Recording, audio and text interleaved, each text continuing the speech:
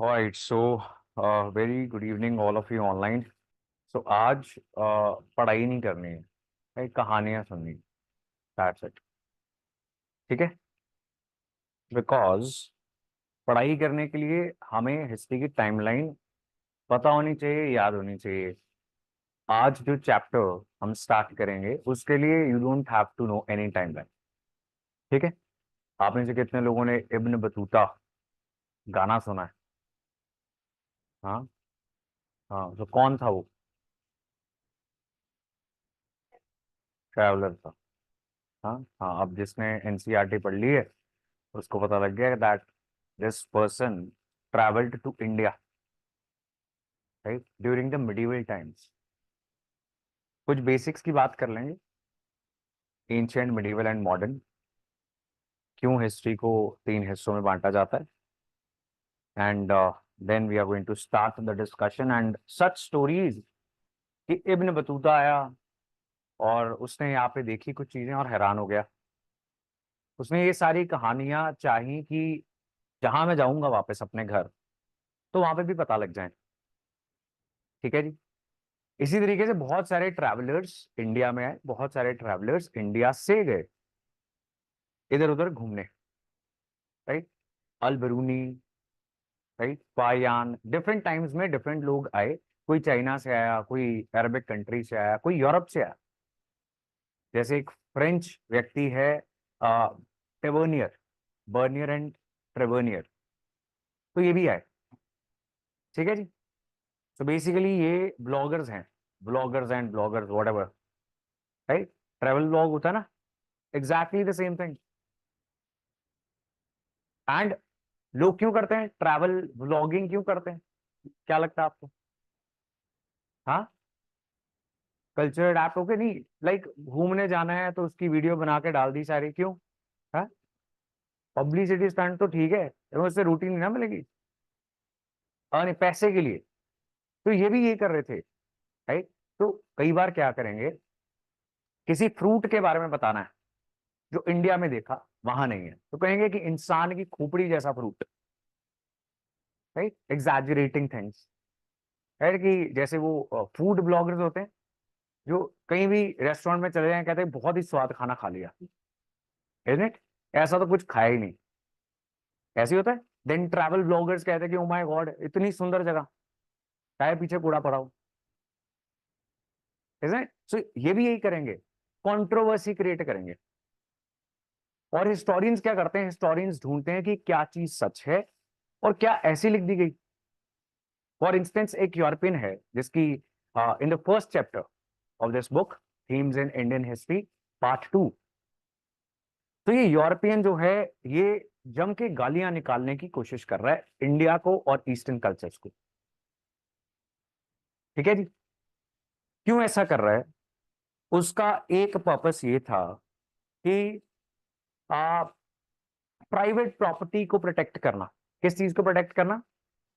Private property. तो वो जमाना ऐसा था कि यूरोप के अंदर, मिडिवल यूरोप के अंदर एक डिबेट थी कि जो सारी प्रॉपर्टी है किसकी होनी चाहिए, चर्च की, राजा की, सरकार की, या आम आदमी की.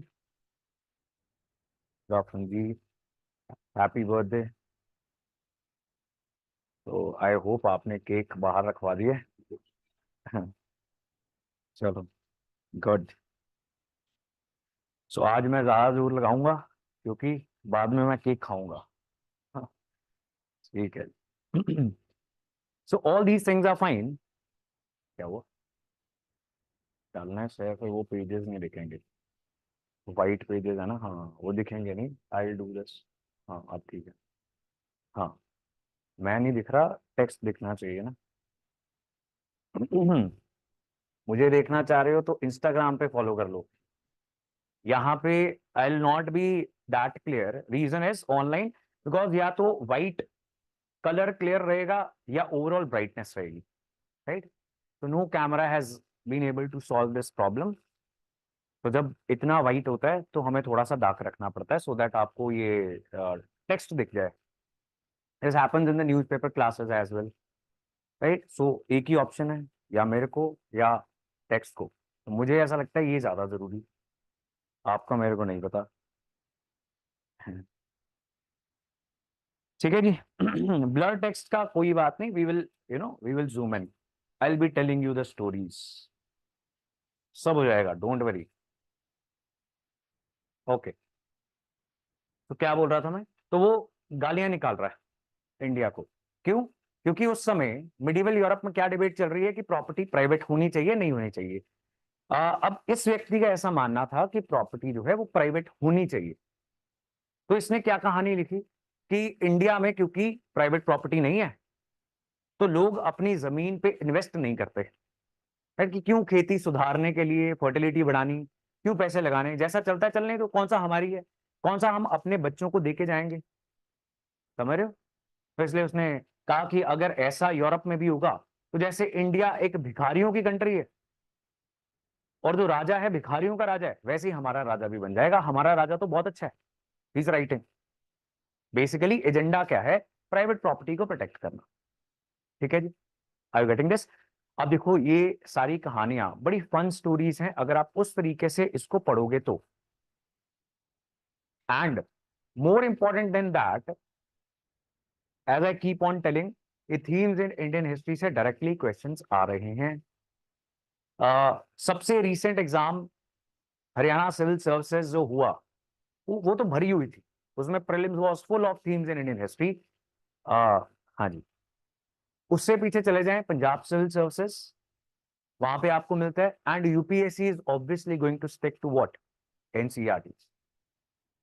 Is it fine? सो जिन्होंने अभी रिसेंटली स्टार्ट किया है, you have a lot of questions, क्या करना है क्या नहीं करना, क्या पढ़ना है।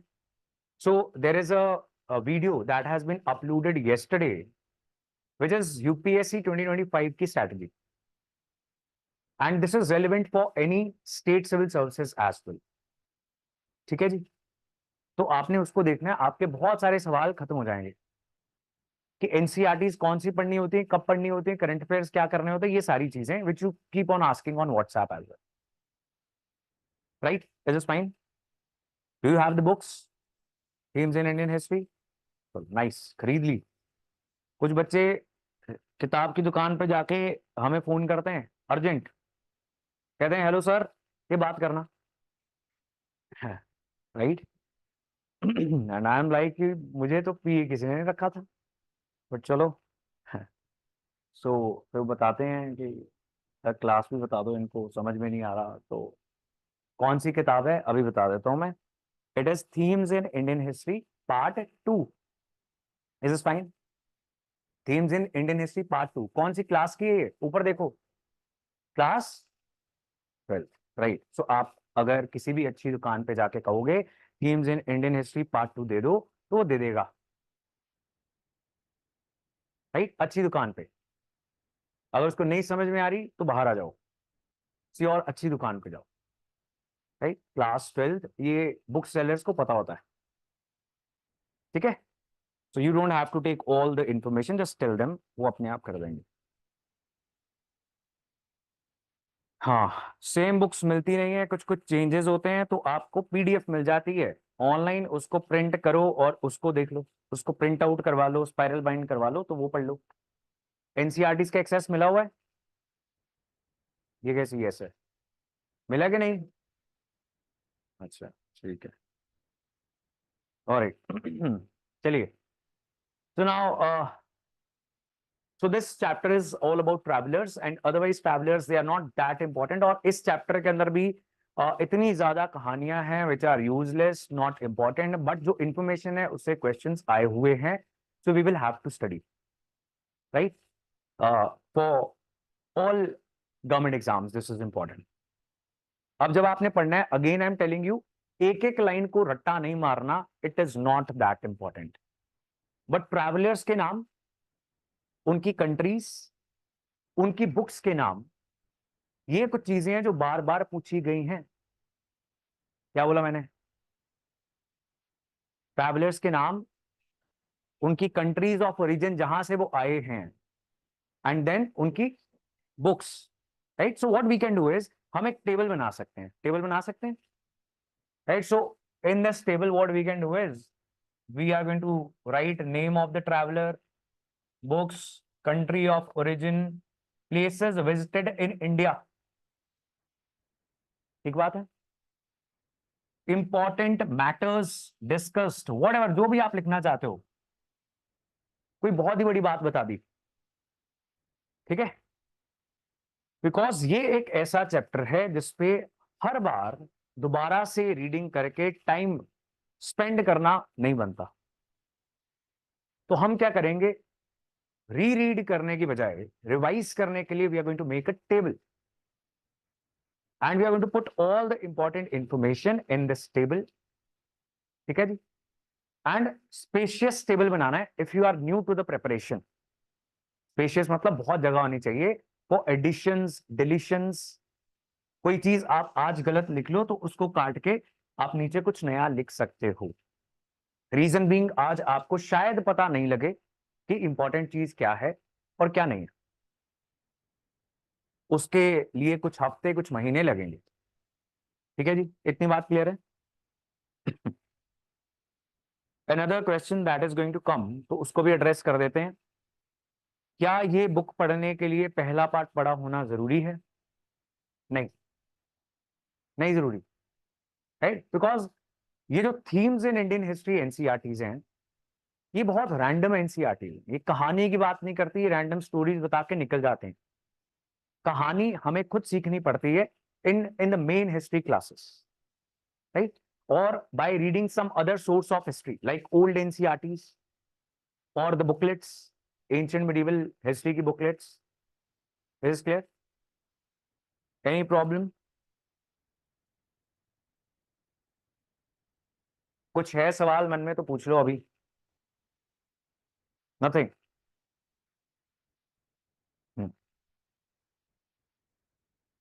Anyone online? Any problem?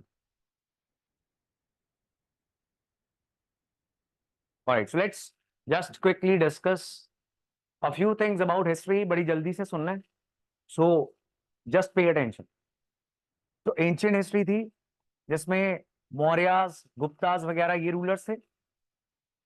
उसके बाद मिडीवल हिस्ट्री हमने की थी जिसमें मुस्लिम रूल आ गया, प्राइमरली बीइंग दिल्ली सल्तनत एंड मुगल्स. मुगल्स तो पता है आपको? हाँ जी, you know this, right? Right. So difference is, ancient और मिडीवल के बीच में क्या डिफरेंस होता है और मिडीवल और मॉडर्न के बीच में क्या डिफरेंस होता है. जब किसी भी हिस्टोरिकल समय के अंदर culture, food, dressing, rulers, administration, religion, almost everything that is part of the politics and society changes, तो हम एक नया एरा उसको कंसिडर करके स्टडी करना स्टार्ट कर देते हैं. क्या समझे? तो एंशिएंट इंडिया में कौन से प्रोमिनेंट रिलीजन्स थे इंडिया के अंदर?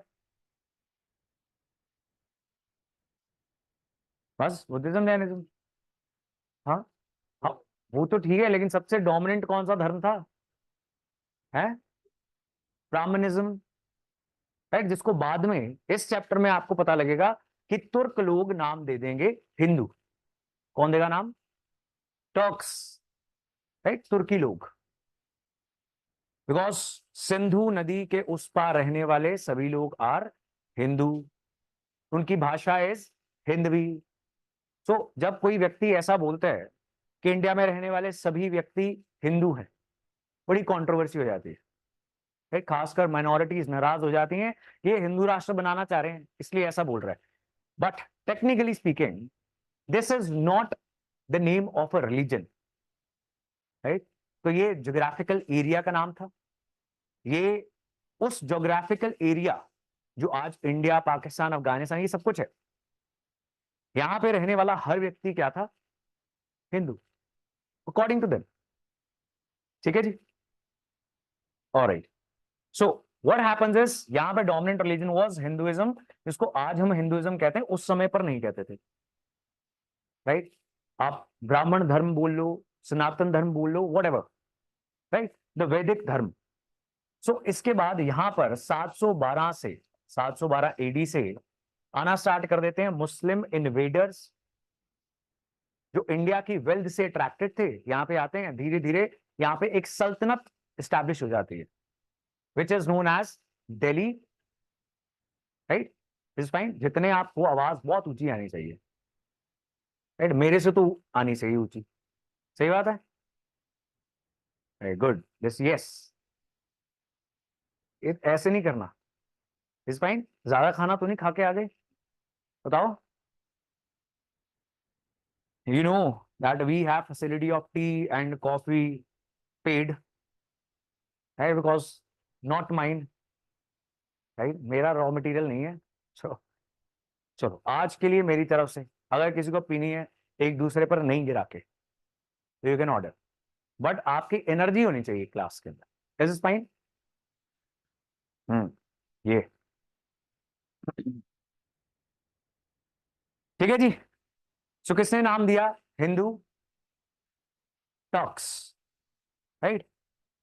ऑलराइट, देन यहाँ पे when Muslims come in everything changes. हमारे डांस करने के तरीके, हमारा खाना, तंदूरी खाना खाते हो आप?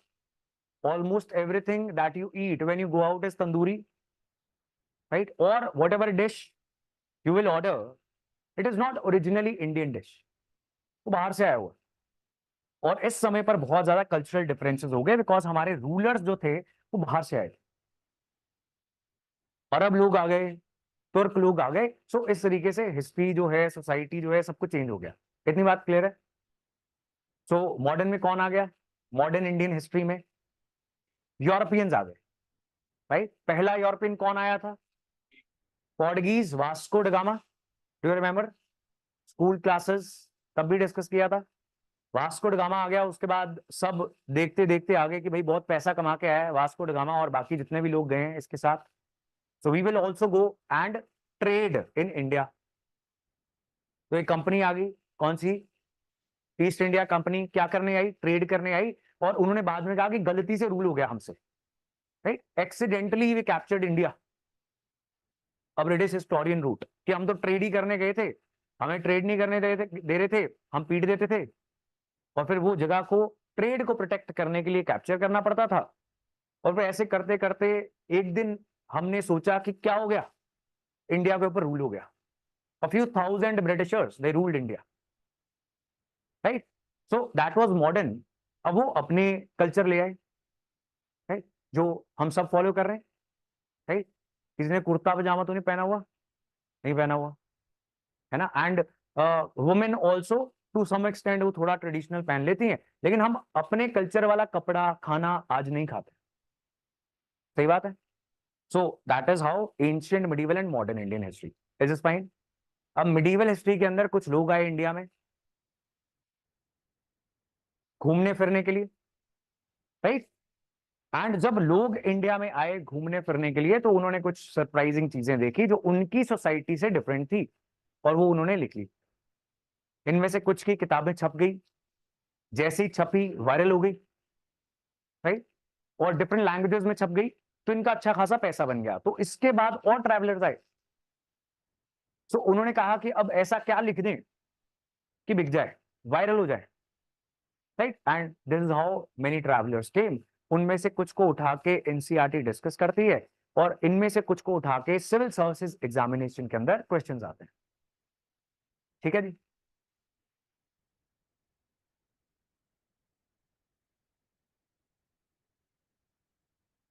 Alright, any questions till now? Nothing? What do you understand by curiosity? क्या होता है? हाँ, आपको अपनी आवाज सुन रही है जो आप मेरे को एक्सपेक्ट कर रहे हो कि इसको सुन जाएगी इतनी दूर बैठे हुए? क्या बोल रहे हो ऐसे? What are you murmuring? क्या होती है क्यूरियोसिटी? उत्तेजना। माय गॉड, आप गुरुकुल में तो नहीं पढ़े? और मुझे ये बताओ उत्तेजना क्या होती है? हाँ, उत्सुकता, जिज्ञासा, है ठीक बात है, सबने सही बताया। मतलब कुछ जानने की इच्छा। सही बात है। आम भाषा में क्यों नहीं बात करते आप लोग? इंग्लिश, हिंदी, वोकैबुलरी की हैवी हैवी वोकैबुलरी हमेशा मारने की जरूरत नहीं है। हम भाषा में बता दो कि कुछ जानने की इच्छा, तो आपके अंदर वो है। तो कुछ डाउट्स, कुछ क्वेश्चंस, कुछ क्वेरीज आनी चाहिए, राइट। आपके स्कूल कॉलेज की क्लास तो नहीं चल रही, कुछ अगर मन में आए कि ये कैसे हो गया, राइट, कि क्यों आया करते थे, इंडियंस नहीं गए क्या बाहर, right, why only these travellers, you should be asking, right, why is that, so that मेरा भी थोड़ा एंटरटेनमेंट हो जाए, why keep telling the same story to all the batches, how boring is that? So if you will ask questions, that is not at all a problem, ठीक है जी, no matter how so ever stupid, मैं अभी मन ही मन हंस लूंगा तो आपको पुण्य मिलेगा, लेकिन पूछ लेना, ठीक है जी, इज इज फाइन, ऑलराइट, चलिए, सो now this is the beginning of this chapter, introduction, कि आदिकाल से इंसान जो है वो ट्रेवल करता आ रहा है, राइट, और कोई नेचुरल डिजास्टर से बच के भाग गया, कोई काम ढूंढने के लिए चला गया, किसी का मन कर रहा था घूमने का, राइट, तो वो इसलिए निकल गया, some people went for pilgrims, माथा टेकने के लिए चले गए, एंड सो ऑन। अब ये जमाना क्या था कि जब आप कहीं जाओगे तो शायद 10 20 30 साल के बाद आओगे, तो these travellers they were taking very difficult journeys, बड़ी मुश्किल से बहुत साल लगा के ये अपनी जगह से किसी और जगह जाया करते थे, और वहां पे जो इनको दिखता था वो इनके इलाके के लोगों को नहीं पता, तो लिख के ले आया करते थे, right. So we are going to discuss all these things now, these things are not very important, right. मैं एग्जाम के लिए बोल रहा हूँ, पान, राइट, तो पान के पत्ते पहली बार देखे किसी ने, उसने लिख दिया कि ये पत्ते खा लेते हैं, कई कई घंटे चबाते रहते हैं, मेस्टिकेटिंग, नए नए शब्द भी आएंगे आप ही की तरह, किताब को भी शौक है, राइट, सो बीच में अरेका नट डाल देंगे, सुपारी, एंड सो ऑन, राइट, हमारे लिए बड़ी नॉर्मल चीजें, उनके लिए नहीं है। फिर ये नारियल देख लिया किसी ने, एंड ही सेड कि खजूरों के पेड़ जैसे हमारे घर के अंदर हैं वैसे ही पेड़ हैं, लेकिन यहाँ पे खजूर नहीं आ रहे, यहाँ पे क्या आ रहा है, इंसान की खोपड़ी, ही सेड, राइट, बिकॉज नारियल बोलेगा तो कितना बोरिंग हो जाएगा, right, so he is writing इंसान की खोपड़ी, आंखें भी दिख रही हैं, बाल भी हैं ये ऊपर वाले, और इन बालों की रस्सियां बना लेते हैं। हम अपनी शिप्स को कैसे जोड़ते हैं, कीलों के साथ, ये कैसे जोड़ते हैं, इस नारियल से बनी हुई रस्सियों के साथ, right, how strange is that, right, because these are very strong, अभी भी इसका यूज होता है बहुत सारे इंडस्ट्रियल पर्पसेस के लिए, ठीक है जी। तो ये सब बातें लिखी हुई हैं, एंड जहां जहां पर कोई भी ट्रैवलर का नाम आए, जैसे कि अब्दुल रजाक समरकंदी, इसको हाईलाइट कर लो अपनी बुक के अंदर, if you don't have the book right now तो इसको लिख लो कहीं पे, दोबारा से सारा चैप्टर उतनी ही मेहनत से पढ़ना पड़ा तो what is the point of attending the classes, लिख लो Abdul Razzaq Samarqandi. If you are making the table जो हमने स्टार्टिंग में डिस्कस किया, तो नाम के ही नीचे सेंचुरी भी लिख लेना अगर मेंशन्ड है तो, ठीक है जी। एक बार घर जाके रीडिंग करोगे, उसके बाद दोबारा अगर टाइम नहीं मिलता इस टेबल को भी रिवाइज कर लोगे, आपके मैक्सिमम क्वेश्चन सॉल्व होने के चांसेस क्रिएट हो जाते हैं, इज इज फाइन।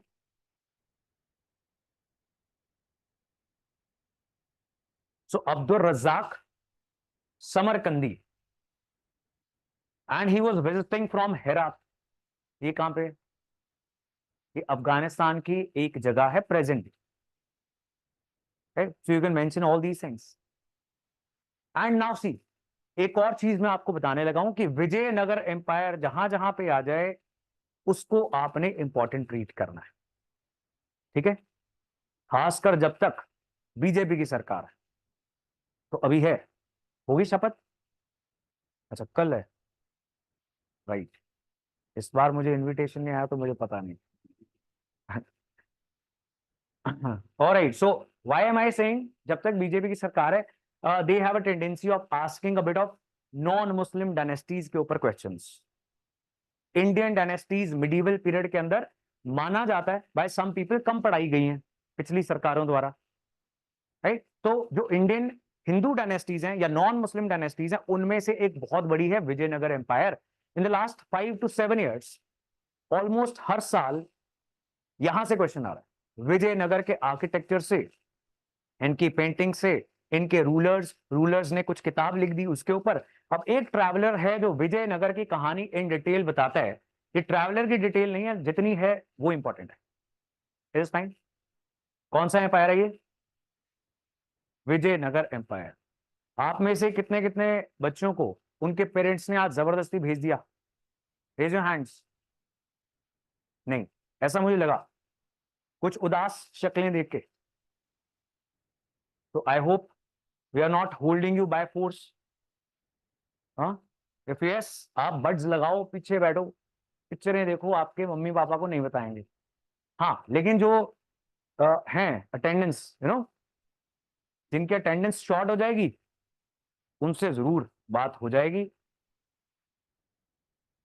चलिए, इज इज फाइन। सो इसी तरीके से कुछ ट्रैवलर्स आए जिनके ऊपर इस चैप्टर में डिस्कशन है, यहां पर लिखे गए हैं। Al Biruni who came from, कौन सी कंट्री है? Uzbekistan. Write it down in your table somewhere. Al Biruni, very important. कब आया? 11th सेंचुरी में आया। क्या ये डेट्स याद करनी है? नहीं करनी, स्टिल टेबल के अंदर लिख लो। That is my recommendation. बिना एफर्ट के याद हो जाएंगी, राइट? याद स्टिल नहीं करनी।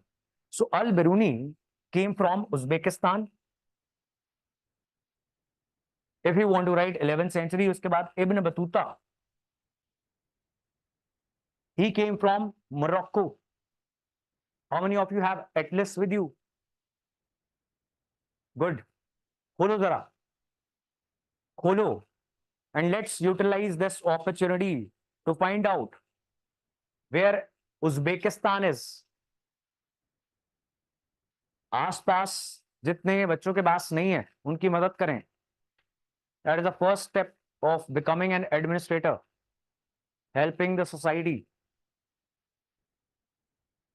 उज्बेकिस्तान वर्ल्ड मैप में मिल जाएगा, दुनिया में ही है, राइट? जब आपको कंट्रीज नहीं मिलती तो वर्ल्ड मैप खोल लिया करो, अबे कहीं ना कहीं तो होगा। And find out Asia, Asia में देखो। हाँ जी, all of you online as well, map questions की तैयारी कर लें। And there is going to be a new series on YouTube, places in news, right? तो उसको भी कवर कर लेना। मिल गया उज्बेकिस्तान? मिल गया? Most of you are saying yes. Alright, Central Asia में इंडिया से ऊपर चलते जाओगे तो कजाकिस्तान, उज्बेकिस्तान, किर्गिस्तान, तजिकिस्तान, इनमें से कोई भी दिख गया तो उसके आसपास कहीं ढूंढ लेना। And then let's find out Morocco. Morocco, Africa में जाएंगे, टॉप ऑफ अफ्रीका देखेंगे, Morocco. Morocco is in Africa, right? Not in South Africa. South Africa एक कंट्री है ना? सारा Africa is not South Africa, लेकिन वो जुबान पे बचपन में चढ़ गया हुआ है। I understand, this happens with everybody. So Morocco is found. Alright, so north western Africa में है, ये भी बताया गया।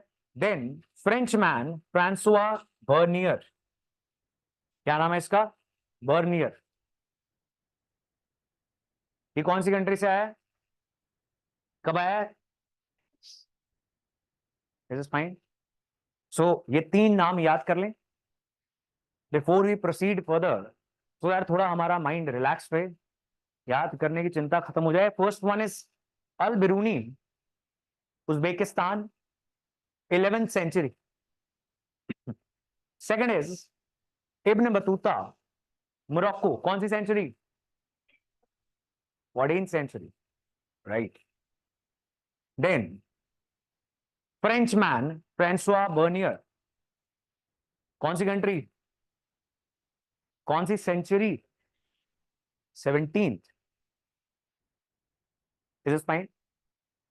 अभी के लिए आपको डेट्स नहीं याद करनी, but at an advanced stage of your preparation जब आपको 6-8 महीने हो जाएंगे, तब आप प्रीवियस ईयर क्वेश्चंस देखते हुए पाओगे कि कुछ इंटरलिंकेजेस क्रिएट कर देता है क्वेश्चन। राइट, कैसे कर देता है कि आपने ये इंफॉर्मेशन यहाँ पे पढ़ी, राइट, कि 17th सेंचुरी में कौन आया था, फ्रेंचमैन फ्रांसुआ बर्नियर। सो दिल आस्क यू कि 17th सेंचुरी में किसका रूल चल रहा था, दे माइट आस्क यू। वो कंप्लीटली आप अलग से इंफॉर्मेशन याद करोगे अगर आपके मन में ये डेट रह गई। वैसे तो देखो यूरोपियन कब आएगा, लेट ही आएगा, was the first European Vasco da Gama, he is reaching here, उसके बाद बहुत सारे आ गए, राइट। सो आप ये लॉजिक का भी इस्तेमाल कर सकते हो, अदरवाइज लेटर ऑन स्टेजेस में डिफरेंट इंफॉर्मेशन को आपको एक दूसरे के साथ लिंक करना पड़ता है, उसके लिए हमने यहाँ पे लिख लिया, याद नहीं करना। ठीक है जी, इज फाइन।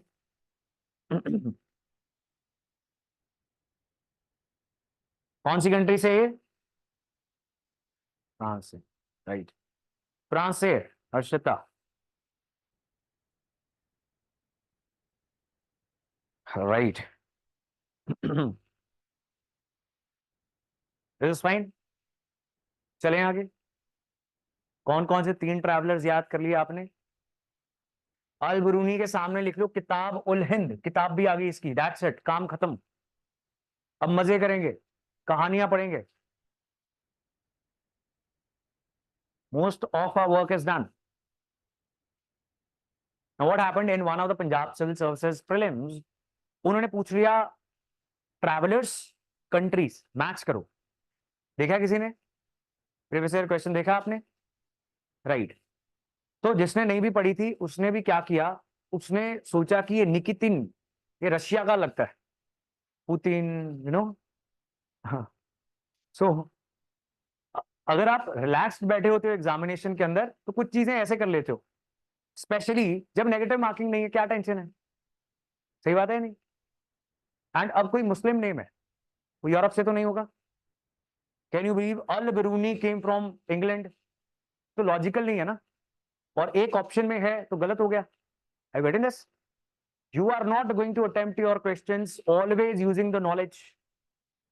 अगर सिर्फ नॉलेज के ऊपर आप बेस बना के सवाल कर रहे हो, 30-40 से ऊपर नहीं जाओगे, आउट ऑफ 100 कोई भी नहीं जाएगा, राइट। स्टेट सिविल सर्विसेज है, मे बी 50 कर लोगे, 55-60 हो जाएंगे। उसके बाद you will have to be smart, आप ऑप्शंस को एलिमिनेट करोगे, आप लॉजिक का इस्तेमाल करोगे, बहुत सारे आपके क्वेश्चंस हो जाएंगे, यू विल रीच 80-90। ठीक है जी। सो 3-4 साल पहले यूपीएससी में भी ऐसा ही होता था, लेकिन अब थोड़ा मुश्किल हो गया ये करना इन यूपीएससी, बिकॉज उन्होंने ऑप्शंस में कुछ चेंजेस कर दिए हैं। It's those of you who are going to give UPSC, so that is going to be difficult. ठीक है जी। अब ये व्यक्ति, अब देखो ये सारी चीजें हमारे काम की है नहीं, लेकिन डिस्कस कर लेते हैं for the sake of making your reading easier. Al Beruni कौन सी किताब लिखी इसने? किताब, तो ये बहुत सारी भाषाएं जानता था, Syriac, Arabic, Persian, Hebrew, Sanskrit, right. Greek इसको आती नहीं थी, लेकिन इसको पता था कि कुछ ग्रीक फिलोसफर्स भी हुए हैं, प्लेटो, सोक्रेटिस, ऑल दीज पीपल, तो इनको उनके बारे में पता था, राइट। रैंडम इंफॉर्मेशन बताई हुई है, आपके बहुत ज्यादा काम की नहीं है। So what happened is, Sultan Mahmud of Ghazni, right, जिनको मेडिवल हिस्ट्री याद है उनकी याद होना चाहिए, इसने इंडिया में भी अटैक किया था। तो ये ख्वारिज्म एक इलाका है, वहां पे अटैक कर रहा था, वहां से इसको उठा के ले आया था। किसको? अल बरूनी को उठा के लेके आया था अपने एम्पायर गजनी के अंदर, राइट। एंड गजनी में बहुत सारे स्लेव्स आए थे, उनमें से ये जो था इसको पसंद आया शहर, ये अपनी किताबें वगैरह लिखनी स्टार्ट कर दी, एंड सुल्तान को भी अच्छा लगा। So later on he was released as a slave, तो ये इंडिया घूमने चला गया। ठीक है जी। तो बस इंडिया जब घूमने गया तो इसने किताब लिख दी, कौन सी? किताबुल हिंद, तो इंडिया में आता है, सो पंजाब में पहुंच जाता है।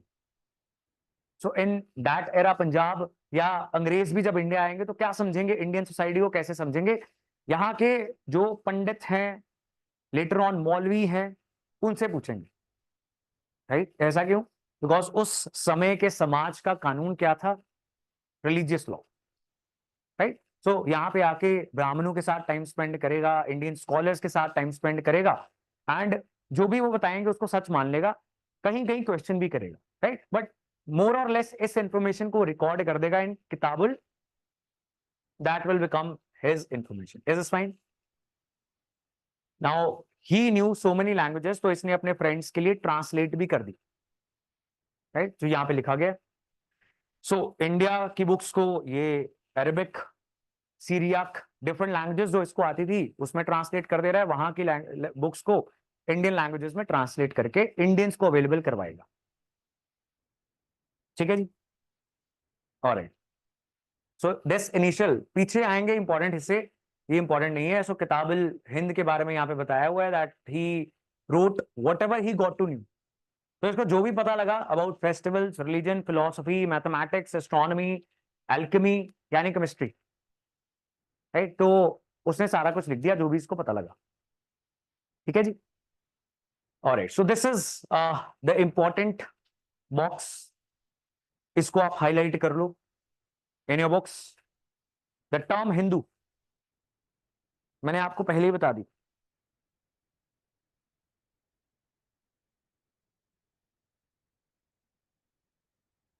सो it all starts with the Arab people, right. और ये हिंदू शब्द जो है ये कैसे बनता है, एक पुराने फारसी शब्द से, राइट। तो बेसिकली रिवर सिंधु जो है, कौन सी नदी है ये, इंडस रिवर। सो उसके बियॉन्ड जो भी लोग रह रहे थे उनको लोगों ने हिंदू, सिंधु इस तरीकों के नामों से बुलाना स्टार्ट कर दिया। And finally Turks refer to the people east of the Indus river as, and the country as, and the language as. तो हम जो आम भाषा बोलते हैं आज भी, हिंदी है, जो आम हिंदी बोली जाती है, that is Hindavi. Is is clear? अगर कोई बहुत ज्यादा शुद्ध हिंदी बोले, that is Hindi in real, right. मान लो आप यूपी चले गए, बिहार चले गए, जो वो लोग आपसे बातचीत करेंगे जिसमें उर्दू मिक्स होगी, होती है कि नहीं? हिंदी गानों में भी होती है, मेरा जिगर, होता है कि नहीं? जिगर कहां से आया बताओ, क्या ये हिंदी शब्द है? नहीं है। सो हम जो आम भाषा में बात करते हैं उससे हम उर्दू शब्दों को माइनस कर ही नहीं सकते, राइट। सो ये जो मिक्सचर है, जो बड़ी लैंग्वेजेस के मिक्स के बाद ओवर सेंचुरीज डेवलप हुआ, this is known as what, this language, Hindi. Is is fine? Final lines क्या लिखी हुई है, नन ऑफ दीज एक्सप्रेशंस, पढ़ो, it was much later that the term developed religious connotations. तो इसका धर्म से कुछ भी लेना देना नहीं था, ये एनसीईआरटी बोल रही है। ठीक है जी। सो लेटर ऑन इसका कनेक्शन हो गया एक पर्टिकुलर कम्युनिटी से, that is how now we have Hindu religion. Hindus never named themselves Hindu. ठीक है जी, any problem till now, yes और नो? चलिए आगे बढ़े, move on, this was the important part. Alright. So आगे की कहानी क्या बोलती है कि सारी दुनिया घूमता रहता है ये, कौन? हाँ, ऊपर देखो, इब्न बतूता, राइट, अल बिरूनी से आगे आ गए हम, और इसकी किताब भी आ गई है, क्या नाम है, Rihla, right. So in your table write down, Ibn Battuta के सामने रिहला कौन सी कंट्री से आया था, मोरक्को कौन से कॉन्टिनेंट में, Africa, right.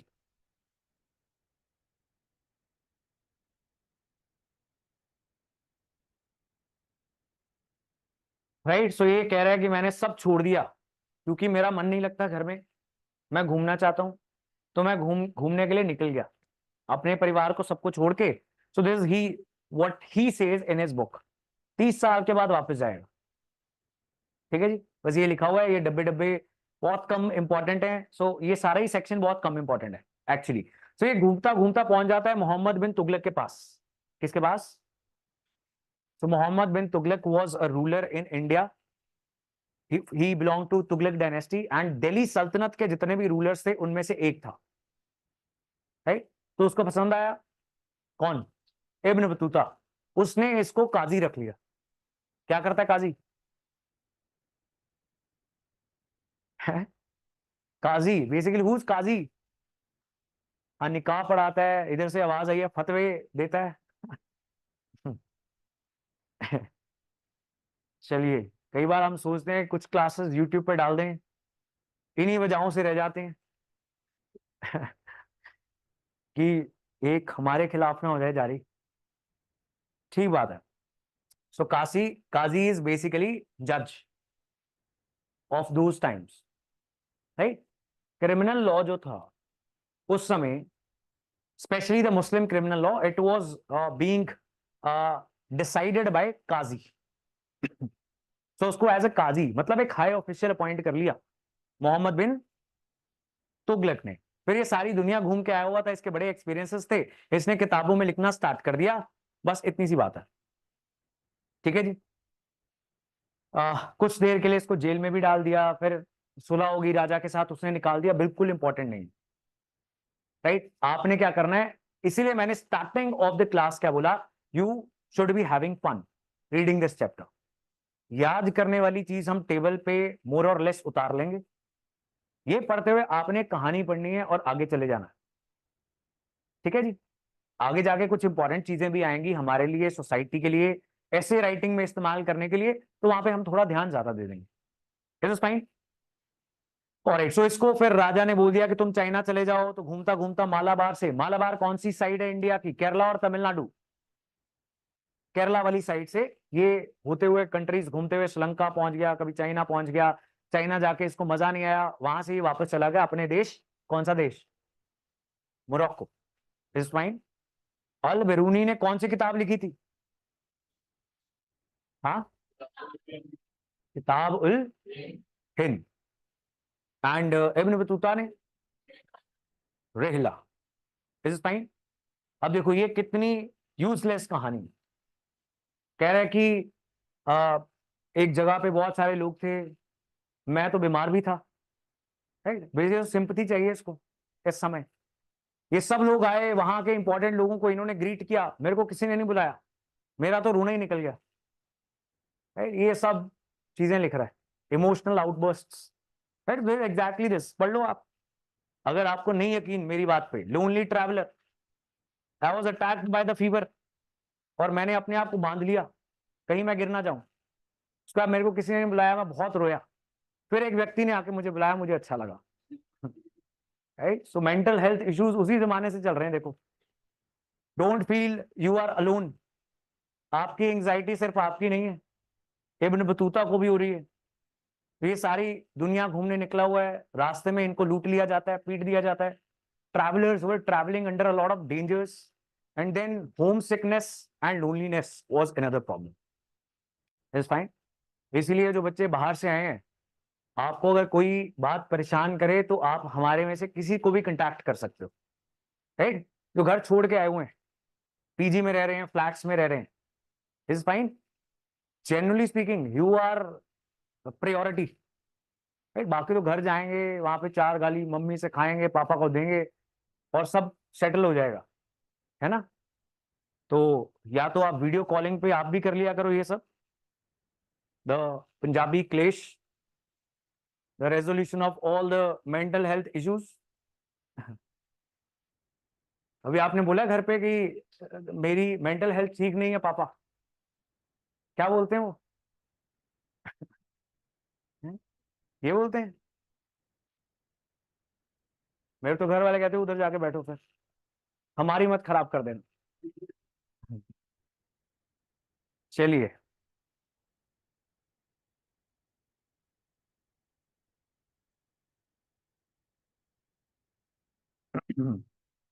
Okay, so the lonely traveller is done.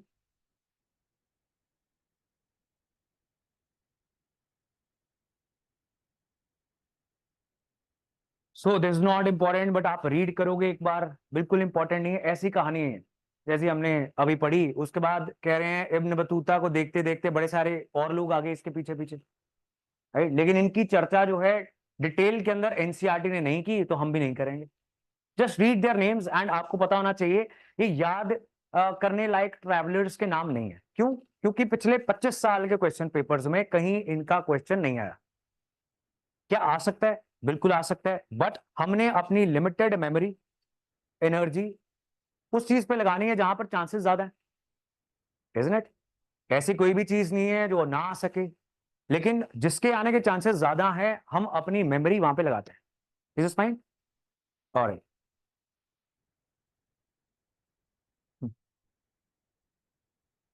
सारी गलती तेरे फोन दी है, ये भी बात सही है, ये तो बात सही है, right? You get distracted using your phones way too much, जरूरत से ज्यादा नहीं हो रहा।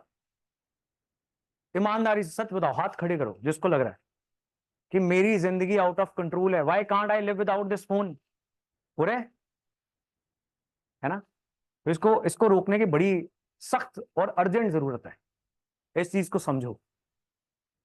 चलिए जी, next is who? Francois Bernier. And ये कहां से आया था? फ्रांस से, right? So now this person comes and इससे पहले बहुत सारे यूरोपियंस आए हुए थे। For some reason this guy is comparing east and west. तो ईस्ट को ईस्ट के नजरिए से देखो, वेस्ट को वेस्ट इज डिफरेंट, राइट? तो ये सारे वेस्टर्न ऑथर्स क्या करते हैं आज भी, ये हमें यानी ईस्टर्न कंट्रीज को अपने बेंचमार्क्स पे देखना स्टार्ट कर देते हैं। एंड देन दे से कि नहीं, ये तो अच्छा नहीं हो रहा क्योंकि वैसा नहीं हो रहा जैसा इनके देश में हो रहा है, राइट? हम करना ही नहीं चाह रहे, इजंट इट? हम में से कुछ करना चाहते हैं, और जब कॉलोनियल रूल था तो हम थोड़ा ज्यादा करना चाहते, but now this colonial mindset is going down, isn't it? I keep using this example कि दुकानदार एक समय पर बहुत बोल्डली ये बात बोलता था कि सर ये इंडियन है, ये फॉरेन है, जब भी कोई सामान बेचना होता था। सही बात है। अब उसने ये तो नहीं कहा कि कौन सा अच्छा है, आप समझ गए कि नहीं? कौन सा अच्छा है? Foreign, right? इंपोर्टेड है ये, ऐसे होता ना। सो अब ये चेंज हो रहा है, now this thing is changing, now people do not care. Boat के हेडफोन्स लेते हैं लोग, मेड इन इंडिया है, वो कंपनी जा जाके प्रचार करती है कि इंडिया में मैन्युफैक्चर किया हमने, right? So we can say that this colonial mindset it is now dying, right? ये कैसे पैदा हुआ? ऐसी राइटिंग्स की वजह से ये स्टार्ट हुआ, when they are comparing everything with the West. अगर उनकी सोसाइटी में 10 प्रॉब्लम्स हैं, उनको नहीं देखते, अच्छी चीजें अपनी उठाते हैं, उसको कंपेयर करते हैं हमारे साथ एंड हमें कहते हैं तो बहुत नालायक है, राइट? जो कि हम नहीं है, right? So this is what Bernier will keep on doing. So that is comparing with the East and West. आगे जाके आएगा, यहां पर क्या बोलता है? Everything is very bad. So he will portray India as a very bleak situation, बहुत बुरे हालात है। अपने राजाओं को प्रेज करता रहेगा। इस समय फ्रांस का राजा was Louis the 14th, right? Louis, ऐसे बोल सकते हो, right? So he was the king, and बोलेगा कि हमारे राजा बहुत महान है। एंड मैंने आपको बताया इसका एजेंडा क्या था, the ideology of private property को प्रोटेक्ट करना। ठीक है जी, अगले कुछ पेजेस में ये सब चीज चलती रहेगी, एंड बड़ी डिटेल्ड डिस्क्रिप्शन देता है। Again not very important, but चलिए let's cover this table as well. तो इसमें क्या बोल रहा है कि कुछ समय मैंने मुगल आर्मी के साथ ट्रेवल भी किया, और ये सब कुछ बता रहा है कि मेरे को क्या क्या मिलता था। देखो, I get a tent of moderate size, a carpet, a portable bed made of 4 very strong but light canes. क्या लगता है आपको ये क्या है? हाँ, समझ गए आप, राइट? मंजा होता है ना, वही है ना। तो इसने पहली बार देखा, तो इन चीजों से इंडियन स्कॉलर्स आजकल क्या बोलते हैं कि इनकी कंट्री में, यूरोप में मंजा भी नहीं था। How stupid is it? एक तरीके की टेक्नोलॉजी है ना, आप कहीं भी जाओ वहां पे सो सकते हो, राइट? एंड वो हैरान हो रहा है कि ये क्या मैंने चीज देख ली। देन कार्पेट्स, ये भी ईस्टर्न सिविलाइजेशन की चीजें हैं। पिल्लो, मैट्रेस, ये सब मेरे को मिल रहा है। तो ही इज टेलिंग, तो ये छोटी छोटी डिटेल कोई नहीं आपसे पूछने वाला। नींबू बहुत खाते हैं, कह रहे हैं, दही बहुत खाते हैं, राइट? इस कंट्री में अपने आप को रिफ्रेश करने के लिए लेमनेड, नींबू पानी और दही बहुत खाया जाता है। सही बात है, डू यू एग्री? राइट, बिल्कुल सही। जैसा कि मैंने आपको स्टार्टिंग में बताया था कि बर्नियर जो है उसका जो वर्क था जो उसने लिखा, that got published in France, then it was translated into English, Dutch, German, Italian within next 5 years। तो काफी बार इसकी रीप्रिंटिंग हुई। तो this book was best seller, right, because बातें ऐसी लिखी हुई हैं कि इस तरीके से आर्मी घूमती है एंड ऑल दीज थिंग्स। चलिए जी, now this becomes a little bit important. Why is that? History के लिए तो नहीं, लेकिन एसे राइटिंग के लिए आपको जितनी वास्ट इंफॉर्मेशन चाहिए होती है वो आप किसी बुक से नहीं ले सकते। वो एनसीईआरटी से, डिफरेंट स्टैंडर्ड बुक से आप सीखते जाते हो and you start writing very good stories. Is fine? Is it fine? Alright, I thought is not. Alright, तो first of all he says कि एक तो इंडिया में आके इंडिया को समझना मुश्किल बहुत है। ऐसा क्यों? क्योंकि कुछ बैरियर्स हैं, ही सेज, राइट, कुछ रुकावटें हैं। First one is language. Sanskrit समझनी बहुत मुश्किल है। It is very different from Arabic and Persian. Persian कौन सी भाषा होती है? फारसी होती, राइट। अरबी और फारसी से संस्कृत बहुत डिफरेंट है। सेकंड इज रिलीजियस बिलीफ्स और प्रैक्टिसेस, ये बहुत डिफरेंट है, right. So when even we go to some other country, आप किसी मान लो ट्राइबल कंट्री में चले गए, वो नाच रहे हैं पेड़ों के आसपास, आप थोड़ा सा हैरान हो जाओगे ना कि इनको समझना कैसे। So they are coming from a country जहां पे इस तरीके के बड़े बड़े मंदिर और मंदिरों के आसपास पूरा शहर बना हुआ है, तो ऐसी कोई चीज वहां पे नहीं है। और लोग तीर्थ यात्रा करने के लिए इतने ज्यादा आ रहे हैं कि सारे शहर की इकोनॉमी मंदिर ही चला रहा है। ऐसे ही होता है। इन शहरों को हम बोलते हैं temple towns. True that. So you'll think of many temples जो हिल्स में हैं, बड़े सारे गुरुद्वारे हिल्स पे हैं। शायद आप कभी उधर ना जाते अगर वो मंदिर और गुरुद्वारा नहीं होता तो वहां की सारी रास्ते की इकोनॉमी और वहां के शहर की economy, it is dependent on that temple, right. तो ऐसी ऐसी चीजें ये यहाँ पे नोटिस करेगा और देखेगा, लेकिन इन चीजों को समझना was very difficult. That was the second barrier. Next is very important, the self absorption and consequent insularity of the local population. क्या मतलब है जी? बर्नियर की बुक का नाम आएगा जी, will discuss that, don't worry. हाँ जी, if you were doing self study of this NCERT, नहीं, मनगढ़ंत कहानियां नहीं। वन हिंट इज कि whatever they are saying कि पॉपुलेशन ने ऐसी एक नेचर बना ली थी, इसकी वजह से इंडिया की ग्रोथ जो है वैचारिक, आइडियोलॉजिकल, वो स्लो डाउन हो गई। एक जमाना था हम जीरो डिस्कवर कर रहे थे, pi, mathematics, astronomy, then suddenly everything stopped, the scientific progress stopped in India. उसका एक कारण जो है मैक्सिमम स्कॉलर्स एग्री करते हैं, that is the self absorption and consequent insularity. Hmm. हाँ, रिटोरिक, ओके।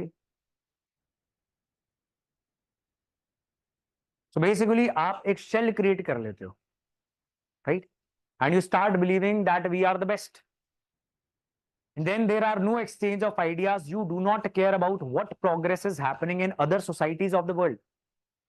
आप अपने आप में ही खो गए, राइट।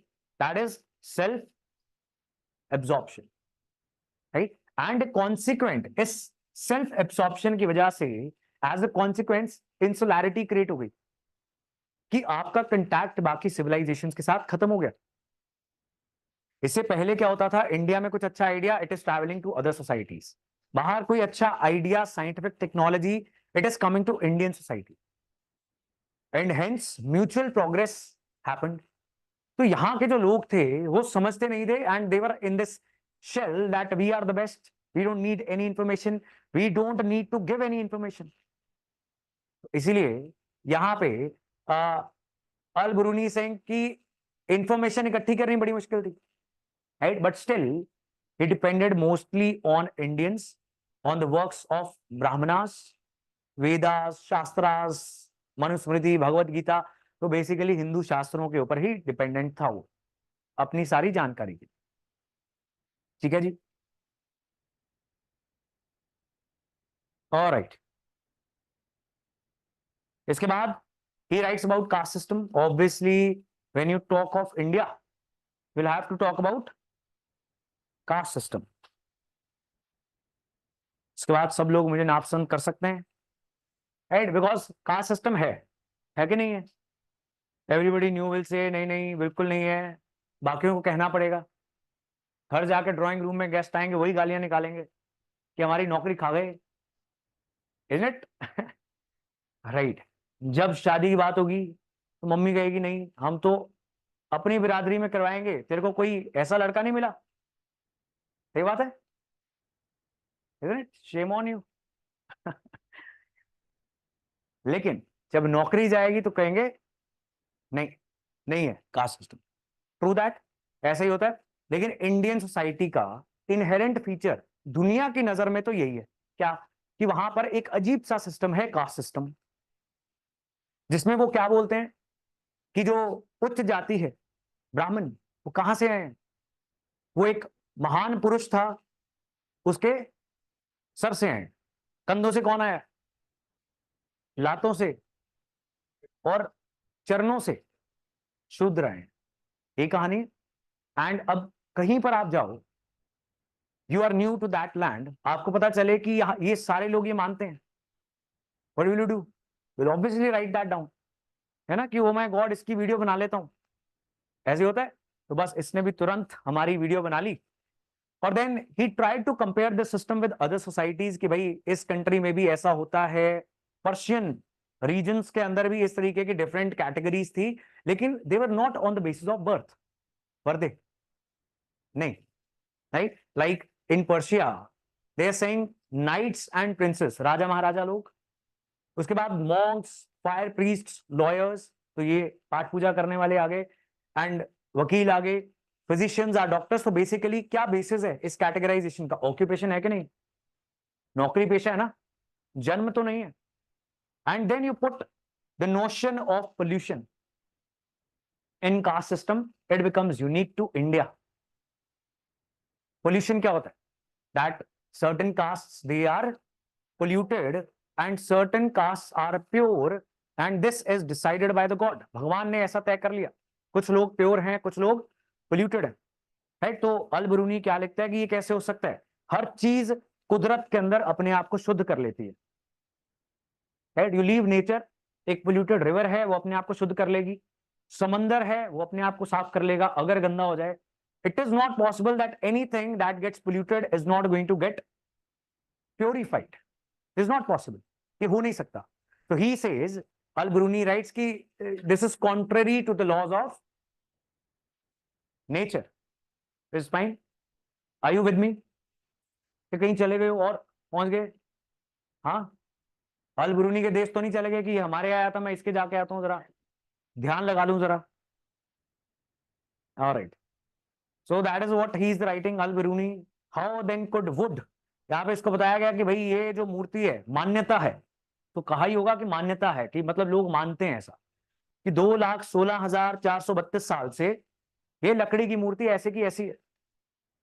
भाई ये तो भगवान का पराक्रम है, सही बात है कि नहीं? ये कहता है कि नहीं ये कैसे हो सकता है, क्वेश्चन कर रहा है भगवान को, ठीक बात है, राइट। चलिए, इज फाइन। तो ये वो कास्ट सिस्टम जो हम ancient history, different booklets, different NCERT में पढ़ते हैं, कि एक पुरुष सूक्त मंत्र था ऋग्वेद का, जिसमें ये लिखा गया था, एक महापुरुष आए थे जिनके डिफरेंट हिस्सों से डिफरेंट जातियां, या सही शब्द का इस्तेमाल करें 4 वर्ण पैदा हो गए। जाति कुछ और होती है, बाद में बनेगी, पहले 4 जो है वो क्या है? वर्ण, ठीक है जी। और इसको शुद्ध हिंदी या संस्कृत में बोलते हैं चतुर्वर्ण आश्रम धर्म, राइट। कोई बात नहीं, नहीं अच्छी लगी बात तो इसको छोड़ दो, बाद में कर लेंगे, अभी एनसीईआरटी पढ़ रहे हैं तो let's keep it simple, right. So यहां पे क्या लिखा गया कि अल बिरूनी ने जो कास्ट सिस्टम को समझा, वो उसने एज इट इज जो ब्राह्मणों द्वारा लिखी गई किताबें थी उसको कॉपी पेस्ट कर लिया। असल में reality was different, which we know, right, because ये रूल्स कोई भी मान नहीं रहा था, अगर कुछ लोग मानने वाले थे, बहुत सारे लोग इन रूल्स को फ्लाउट करने वाले भी थे, ना मानने वाले भी थे। Some people were out of the caste system. इनको हम क्या बोलते हैं? अंत्यज, अंत में, समाज के अंत में। Is fine. Antyaja, outside the system of caste.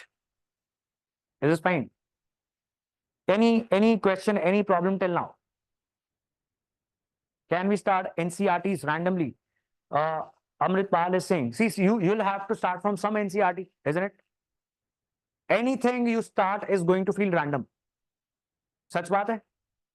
शुरुआत में you should pick up any NCRT, read, आपको 100% समझ में आ जाए, ये पॉसिबल नहीं है।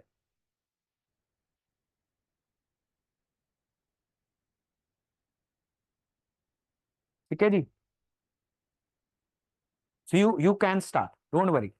Like if I tell you, you'll ask कि सर मुझे हिस्ट्री की एनसीईआरटी नहीं पढ़नी, मुझे ज्योग्राफी की पढ़नी है। I'll tell you 11th class की पढ़ लो, है ना। आप कहोगे ये तो रैंडमली स्टार्ट होगी, बिकॉज आपने 6th क्लास से नहीं ना पढ़ी। अगर आपको रैंडमनेस कम करनी है तो फिर तो 5th 4th क्लास की एनसीईआरटी से स्टार्ट करना पड़ेगा। We don't have that sort of time. This is fine. First readings of the first books are going to be difficult. 3, 4, 6 months everything starts getting very easy and आप सब कुछ repeat करना start कर देते हो। ठीक है। जो आप यहाँ पढ़ोगे किसी और किताब में आ जाएगा। Themes in Indian history part 1 का last chapter is art and culture. फिर आर्ट एंड कल्चर की अलग किताब, उसमें सेम आ गया।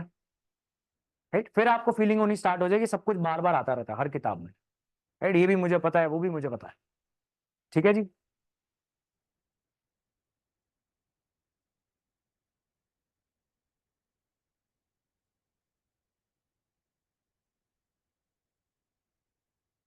अंत्यज, अंत्यज बेसिकली जो 4 वर्णों के बाहर लोग थे। ऐसा हुआ था, जो इस एनसीईआरटी में नहीं है, but since you are asking मैं बता देता हूं कि जब आर्यंस आए थे बाहर से, आर्यंस ने ये 4 वर्णों का सिस्टम बनाया था। यहां पे भी कुछ लोग रह रहे थे, उनको उन्होंने इस सिस्टम के सबसे बॉटम लेवल पे डाल दिया। Right. So probably historians are not very sure, but they feel कि जो आर्यंस नहीं थे और आर्यन समाज से बाहर थे, उनको अंत्यज का नाम दे दिया आर्यंस ने। वो नहीं मानते कि हम अंत में हैं।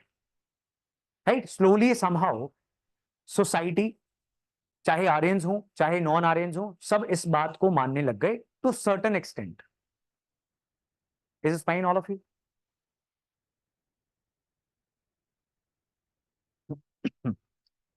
I hope Shivani, Antyaj is clear.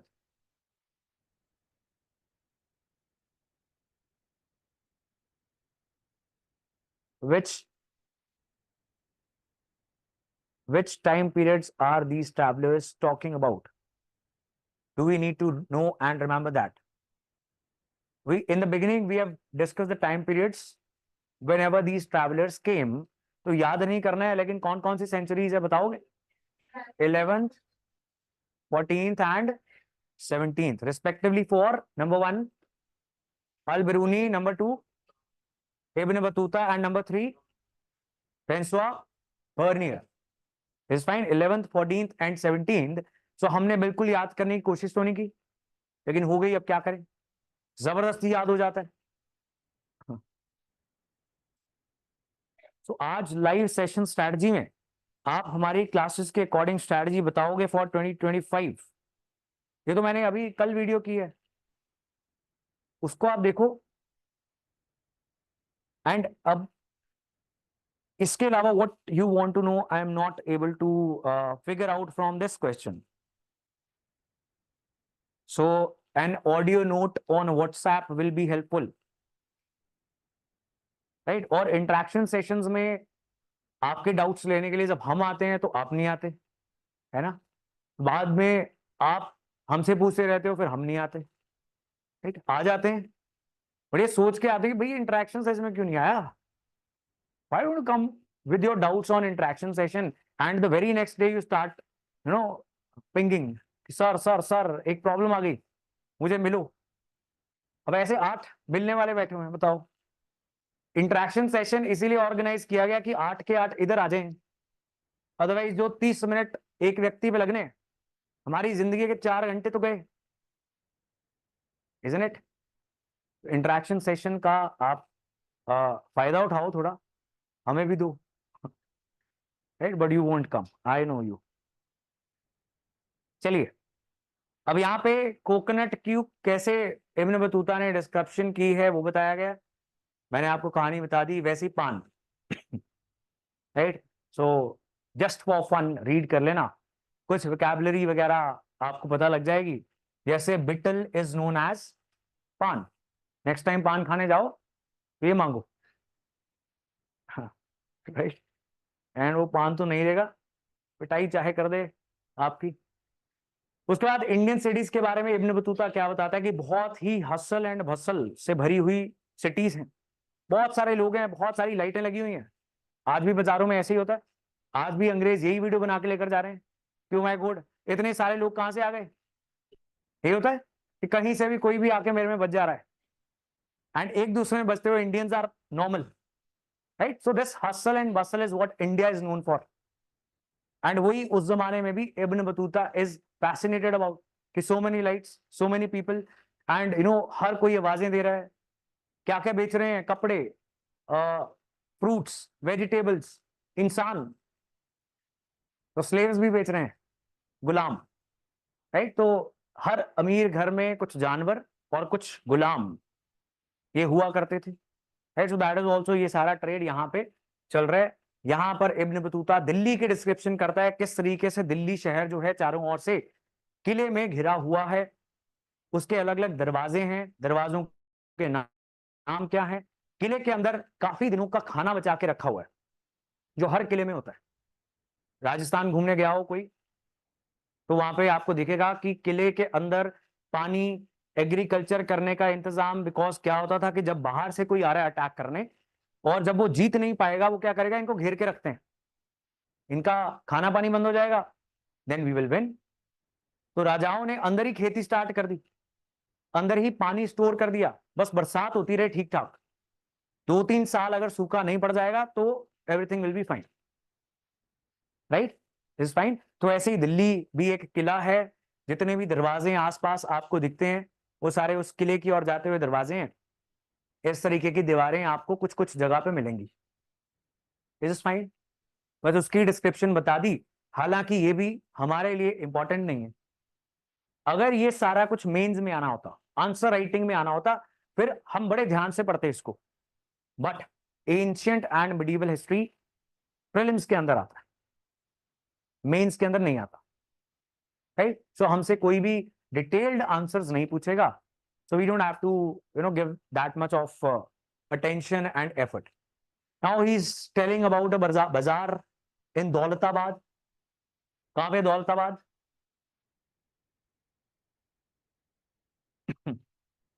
Hmm,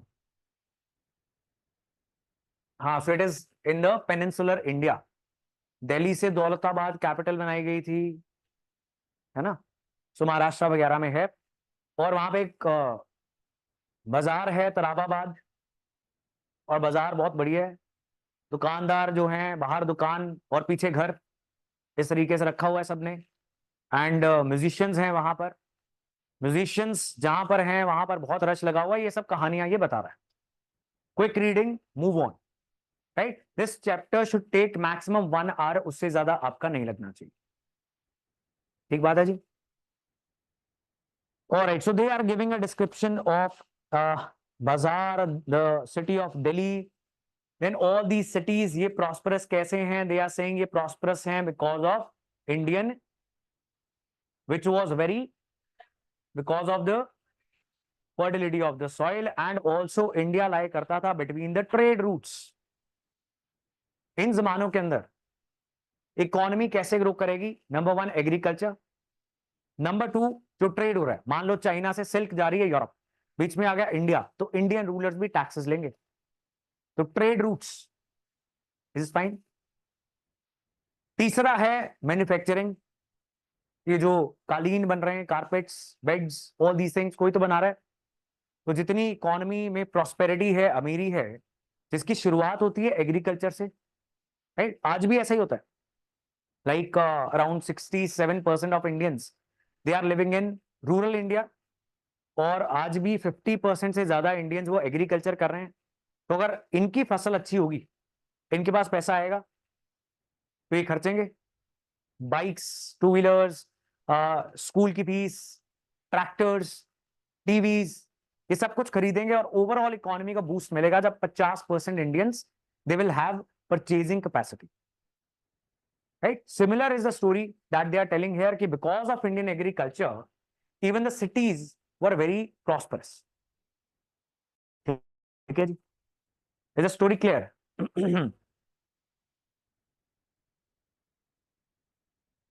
anyone online, anything? और आगे चलते हैं जी कि डाक कैसे भेजी जा रही है। Unique system of communication, basically logistic sector जो सेक्टर होता है, आप अमेजोन से या कहीं से भी चीज मंगवाते हो, आपके घर पे डिलीवर हो जाती है, सही बात है, इसको हम क्या बोलते हैं? Logistics sector. उस जमाने में भी था, क्या होता था, हर कुछ फासले पर देयर इज अ पोस्ट, वहां पे एक बंदा खड़ा हुआ है। कैसे खड़ा हुआ है? विद देयर गर्डेड लाइन्स, गर्डेड लाइन्स, ये शेर वाला नहीं लिखा हुआ, कैन यू सी दैट? वो पहले आ रहा है। ये क्या है? धोती। और धोती बांध के खड़े हुए हैं तैयार भागने के लिए, right? So that is what he is telling. जैसे ही कोई चीज, कोई खत एक पोस्ट पर पहुंच रहा है, वो व्यक्ति भागता है, तब तक भागता है जब तक अगली पोस्ट ना आ जाए। एंड जिस रफ्तार पे इंसान ट्रेवल करते हैं, उससे कहीं तेज ये पोस्टल सिस्टम चिट्ठियां और चीजें पहुंचा देता है। Is it fine?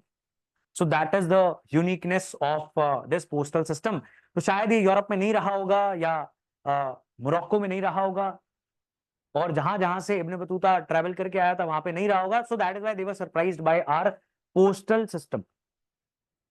ठीक है जी।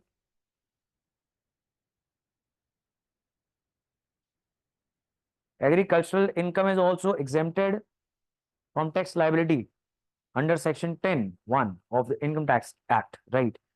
तो मुझे लग रहा है कि आप चार्टर्ड अकाउंटेंट हो। गुरप्रीत, हाँ सही बात है। मैं तो खुद अपने घर के पीछे 50 गज में एग्रीकल्चर स्टार्ट कर दिया है। अब मैं भी अपनी इनकम टैक्स रिटर्न में बोलूंगा कि जितनी भी इनकम है एग्रीकल्चर मान के मेरे से टैक्स ना लिए जाए। कैसे ही होता है ना? है कोई सीए वगैरह? सो बादल साहब भी एग्रीकल्चर करते हैं, सारी पॉलिटिशियन करते हैं, टैक्स नहीं देते, हम ही से ले रहे हैं जीएसटी, है ना, आप सबसे। तो आपसे हमने लिया, हमने आगे दे दिया। कितने परसेंट? अच्छा, पता है आपको? है फिक्र, मतलब पेरेंट्स के पैसे की? चलिए, okay. So Bernier and degenerate East, what is the meaning of degenerate? घटिया, बेकार, राइट? बुरी हालत हो चुकी है सिविलाइजेशन की, that is what degenerate is, right? Degraded is fine. Here is the book Travels in the Mughal Empire. किसकी किताब है ये? बर्नियर की, राइट? लिख लो इसको।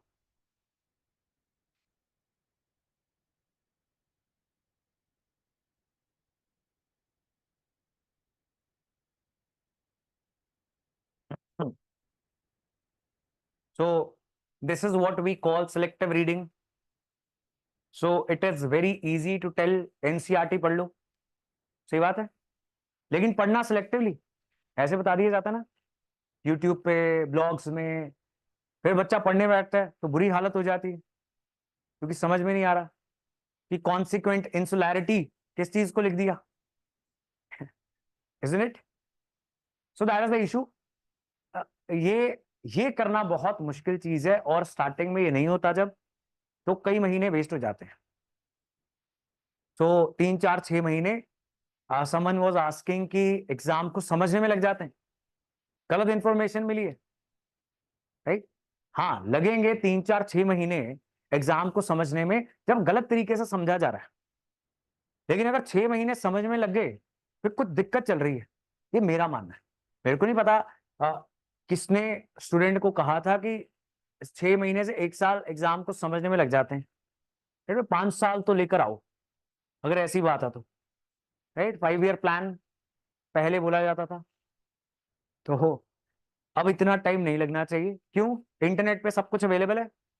यस और नो? आपको क्या हर महीने बस में बैठ के धक्के खाते हुए जाना है किसी शहर? नहीं जाना। Why are you going? If you are going, you will find same NCERT from Kashmir to Kanyakumari, same Laxmikanth. Is somebody reading other than Spectrum की मॉडर्न इंडियन हिस्ट्री? नहीं पढ़ रहा है ना? तो अब चीजें बहुत आसान हो चुकी हैं। इससे पहले there was a time there were 2 optional subjects, right? कितने ऑप्शनल सब्जेक्ट्स थे? 2 फॉर यूपीएससी। ऑप्शनल के क्वेश्चन प्रीलिम्स में भी आते थे।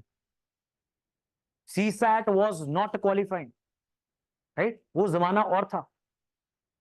Now things are very easy, everything is available in your hand, right? जिस पे आप रील्स देख के डाटा खत्म कर लो, तो क्या कोई करेगा? लेकिन सब कुछ उसी में है, if you are using internet judiciously, right? तो नहीं लगने चाहिए।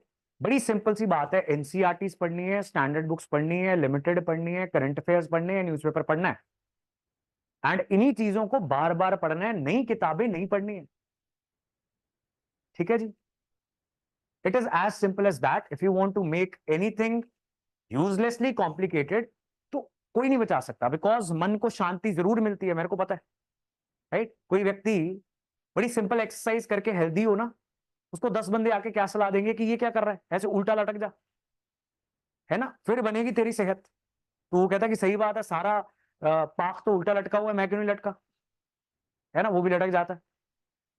ये सोचे बिना कि what am I trying to achieve, ये तो पता करो। Are you getting my point? Reading the NCERTs, reading the standard books, newspaper and current affairs, revising all this and giving tests, all this sounds very simple, and sometimes that is why हमें लगता है कि नहीं, कुछ तो गड़बड़ है, इतना आसान तो नहीं हो सकता। मैंने ये प्लान लिख लिया लेकिन लग नहीं रहा कि प्लान बना है, ऐसे होता कि नहीं? then you want some complication, then you seek advice from fellow students who once upon a time complicated their own life, वो आपकी भी करेंगे, फिर आप भी करके आ जाओगे। So don't do that, keep it simple. First few weeks, one more thing, आपको कुछ समझ में नहीं आ रहा, जस्ट कीप गोइंग, राइट? अब ये आप रीड करोगे, बहुत सारे शब्द ऐसे होंगे आपको नहीं पता, इंटरनेट पे ढूंढोगे आ जाएंगे। न्यूज़पेपर स्टार्ट करोगे, बहुत सारे ऐसे शब्द होंगे, but you should continue the journey, और उससे ही चीजें आसान हो सकती हैं। There is nothing else. And आप आईसीएसई से पढ़ के आए हो तो भी आपको ये किताब उतनी ही डिफिकल्ट लग रही है कि चाहे आप हरियाणा बोर्ड से पढ़ के आए हो, राइट? या मैं कहूं बिहार के बोर्ड से पढ़ के आए हो, right? You got that racist comment that I made?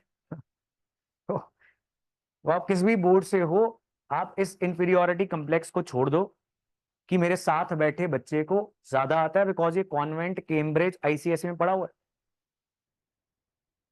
ज्यादा करते हैं। वो थोड़े से when you don't have plan B, जब घर में खाना ना हो और दूसरी कोई नौकरी ना हो, तो फिर थोड़ी ज्यादा एनर्जी निकल आती है, राइट? ऑलराइट जी, moving on. So not only Bernier, a lot of Europeans like Pelsaert, who was a Dutch traveller, ये भी बोलता है कि इतनी गरीबी तो मैंने कहीं देखी, right? The fact is, during the Mughal era, India was one of the richest countries in the world. ये फैक्ट है established bye economic historians. Doctor Manmohan Singh, जो एक बहुत बड़े इकोनॉमिस्ट हैं, वो इन बातों को बार बार पार्लियामेंट के अंदर भी यूज कर चुके हैं।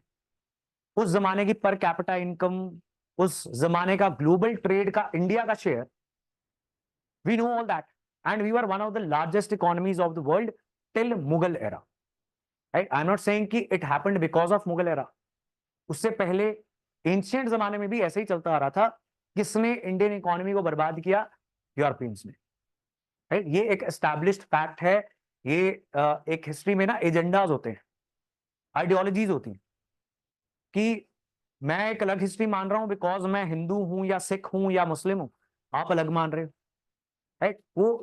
उसको अलग अलग छोड़ते हुए फैक्चुअली अगर हम देखें तो we know that Indian economy was very powerful, right. And these travellers are writing what, कि इतनी गरीबी कहीं देखी नहीं।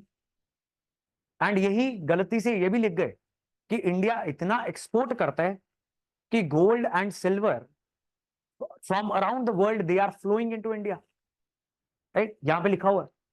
ये भी लिखता है, ग्रीक स्कॉलर्स लिख के गए थे, रोमन स्कॉलर्स भी लिख के गए थे कि सोना चांदी इंडिया में बहते हैं एंड यहाँ पे आके गायब हो जाते हैं, राइट। वो आज भी हो रहा है, राइट। इंपोर्ट्स, सोने चांदी के प्राइस बहुत ऊपर चले गए ना, राइट। स्टिल घर वाले नहीं बेच रहे, सोना बेचना अपशगुन है, सही बात है, ऐसी मान्यता के अनुसार तो नहीं बेचते। But Indians they are somehow crazy about gold.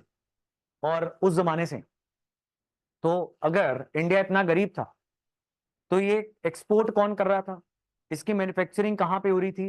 Y were Indian cities not abandoned and empty, isn't it? So these are the reasons कि हिस्टोरियंस क्वेश्चन करते हैं जो भी इन ट्रैवलर्स ने लिखा हुआ है, ठीक है जी। उनमें से एक चीज क्या है, लैंड ओनरशिप। बिकॉज ये मैंने आपको स्टार्टिंग में बता दिया, ये बोल रहा है कि मुगल एम्पायर जो है इसमें emperor owns all the land, wrong, right. इस जमाने में लिखी गई बहुत सारी किताबें जो इंडियंस ने लिखी, अकबर के मंत्रियों ने लिखी, वो बताती हैं कि नहीं ऐसा नहीं था, ऐसा कभी भी क्लेम नहीं किया गया कि सारी लैंड जो है राजा की है। जब सरकार की सारी लैंड है उस जमाने में क्या होता है कि मान लो आपकी एक पोजेशन है लैंड के ऊपर, ओनरशिप नहीं, समझ रहे हो, कि मालिक सरकारी है, आपका घर है, आप मर गए, वापस घर किसके पास चला गया? सरकार के पास चला गया। सो आप क्या करोगे, इस जमीन पे इन्वेस्ट नहीं करोगे, इस घर को अच्छा नहीं बनाओगे, बिकॉज आपके बच्चे इसमें नहीं रहेंगे, ऐसे ही होता ना। तो that is why he saying कि अगर यूरोप में भी ऐसा ही हो गया कि ये जो कुछ पागल से लोग, कार्ल मार्क्स और बड़े ऐसे लोग थे जो नए नए आइडियाज दे रहे थे कि प्राइवेट प्रॉपर्टी होनी नहीं चाहिए, सब एक समान हो जाएंगे, they thought, right. So he is warning Bernier and all these people, they are warning their emperors कि अगर गलती से भी ऐसा हो गया तो भिखारी हो जाएंगे, सब गरीब हो जाएंगे, जैसे इंडिया में, जैसे ईस्टर्न सिविलाइजेशन के अंदर है, ठीक है जी।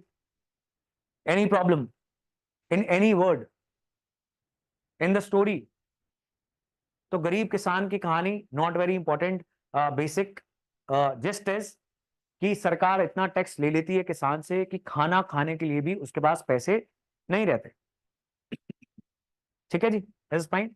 सो all this was wrong. Factually हमें पता था कि गरीबी थी इंडिया के अंदर, लेकिन एक बहुत बड़ी मिडिल क्लास थी और एक बहुत बड़ी रिच क्लास भी थी, राइट। बट दे पोर्ट्रे कि थोड़े से लोग बहुत अमीर हैं, बाकी सब बहुत गरीब हैं। So this is the warning for Europe, right? And on the basis of what Bernier, Tavernier, all these travelers wrote, इसको पढ़ के बहुत सारे लोगों ने अपनी थ्योरीज दे दी कि इंडिया में भी देखो प्राइवेट प्रॉपर्टी ना होने की वजह से किस प्रकार से बर्बादी होगी, right. So as I told you, Karl Marx, Montesquieu, ये कुछ फॉरेन थिंकर्स हैं, अभी आपको इनके बारे में कुछ नहीं जानने की जरूरत, right. When the time comes हम इनको डिटेल में पढ़ेंगे, राइट। कहां पे पढ़ेंगे? इकोनॉमी के अंदर, ठीक बात है जी। और राइट, क्या सीखा आपने आज? ट्रैवलर्स आए, हाँ, उन्होंने इंडिया के पॉइंट, अपने पॉइंट ऑफ व्यू से इंडिया को कवर किया, हाँ, दे हैड सॉर्ट ऑफ बायस, बिल्कुल सही।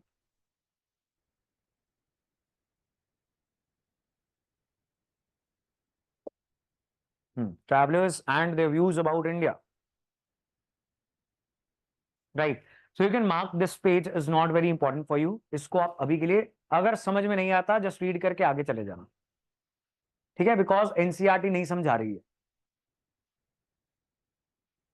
And this is what shows कि इस तरीके के सोने के चम्मच जिसमें ऐसे हीरे जवाहरात लगे हुए थे, ये इंडियन सोसाइटी में घूम रहे हैं। So definitely not a poor society, and the society was more complex. As I told you, there were different middle classes, बहुत बड़े बड़े लैंडलॉर्ड थे, छोटे लैंडलॉर्ड थे, प्रिंसली स्टेट्स थी, rich people, were there landless, labourers were there, जो खेती वगैरह करते थे किराए पे जमीन लेके, ये सब चल रहा था। देयर वर कारखानास, क्या थे? फैक्ट्रीज, राइट, मैन्युफैक्चरिंग यहाँ पे हो रही। और कौन से कारखाने? इंपीरियल, यानी एम्पायर के, यानी राजा, स्टेट, मुगल फैमिली के कारखाने थे। यहां पर बहुत कुछ मैन्युफैक्चर होता था, बहुत सारे कारीगर यहां पर काम करते थे, जूता बनाने वाले, चमड़े का काम करने वाले, गोल्ड स्मिथ्स, सोने का काम करने वाले, and so on.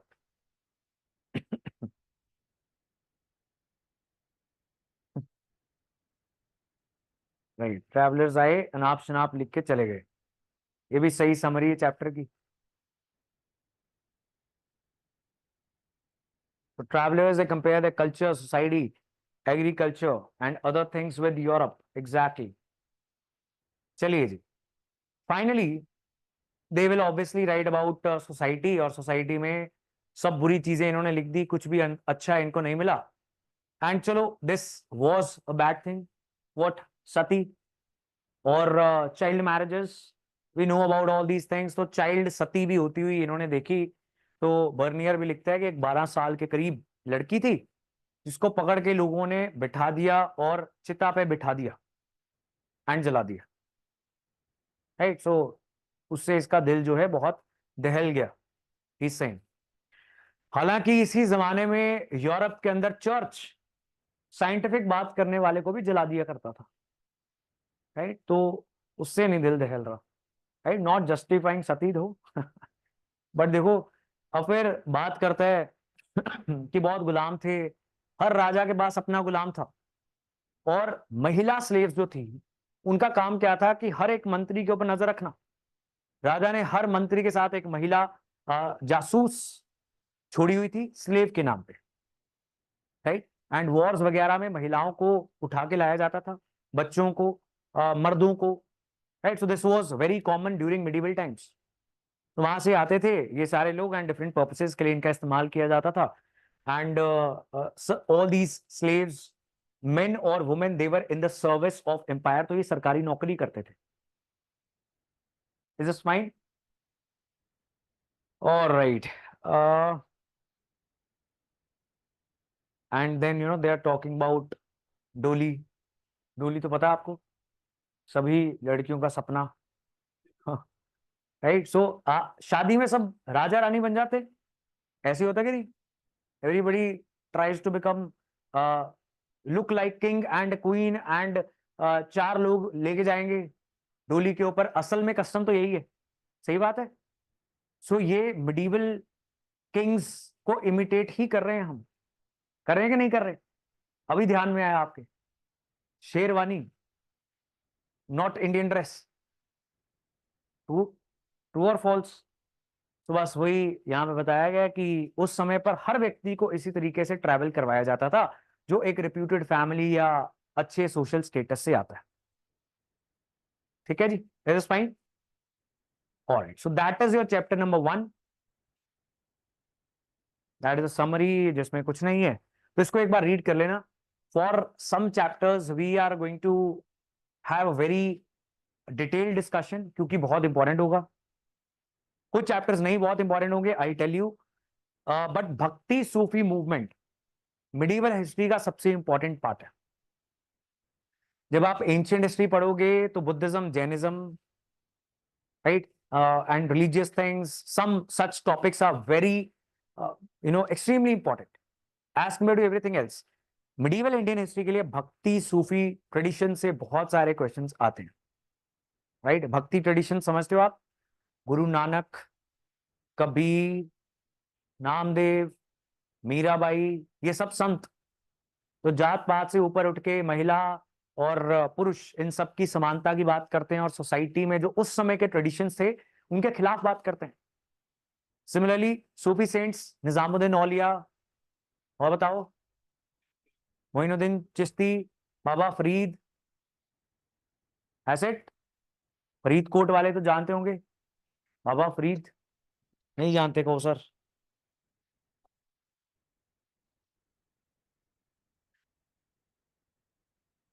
Only NCERT reading is enough. क्या कोई और बुक भी रीड करनी है इसके लिए? करनी है, बिल्कुल करनी है। आपको एक बुकलेट मिली होती है एंशियंट मिडिवल हिस्ट्री की, तो वो रीड करनी है। अगर आपके पास 2 साल का टाइम है, you are preparing for 2026 exams, तो ओल्ड एनसीईआरटी भी रीड कर लेनी चाहिए आपको।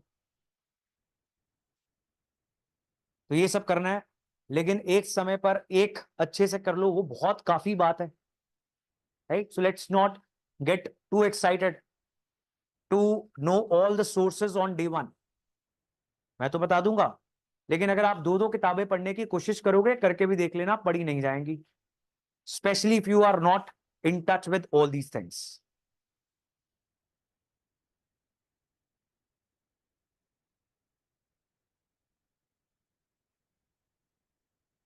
हाँ, थीम्स वाली बुक एंड जो बुकलेट है, दैट इज फाइन। किसी भी सब्जेक्ट में I don't like using the word sufficient, क्योंकि हमेशा there is scope of improvement. तो अगर टाइम होगा तो कुछ और भी किया जा सकता है, लेकिन जब टाइम नहीं है तो इतना तो करना ही is the bare minimum that we have to do. एक प्रॉब्लम है एंड रिक्वेस्ट भी है कि रिकॉर्डेड क्लासेस फोन पे लगा दो। लगाना थोड़ा प्रॉब्लमेटिक है, सो वेब ऐप होनी चाहिए, बात तो सही है। We are not able to see the recorded lectures on laptop, so please do something so you can see the recorded classes on tablet maximum. Reason being, अच्छा कि आपने पूछ लिया, because apart from phones and tablets classes might get recorded. Are getting it?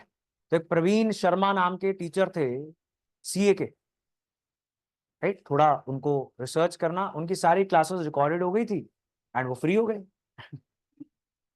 Right? तो जो course वो बेचा करते थे, वो फिर हजार हजार रुपए की पेन ड्राइव्स दिल्ली की सारी मार्केट में बिक गई। Sir retire, right? Then coming back was difficult जब सिलेबस चेंज हुआ। So there is no technology जिसमें अनलेस अंटिल आपका डिवाइस लॉक कर दिया जाए, राइट? अगर आपको लैपटॉप पे चलानी है तो आपका लैपटॉप जो है डिसेबल हो जाएगा, कोई भी और चीज नहीं करेगा, ठीक है जी?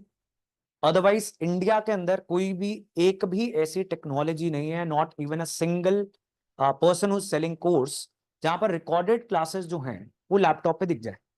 जब वो टेक्नोलॉजी आएगी तो हम भी इंटीग्रेट कर लेंगे, लेकिन स्क्रीन रिकॉर्डिंग्स हो जाती है, दैट इज अ प्रॉब्लम। वो टेक्निकली पॉसिबल नहीं है। अगर कोई भी, लेट्स से समबडी सेइंग कि टैबलेट कोर्स है ना, तो वो टैबलेट सिर्फ क्लासेस दिखाएगा, आर यू गेटिंग इट?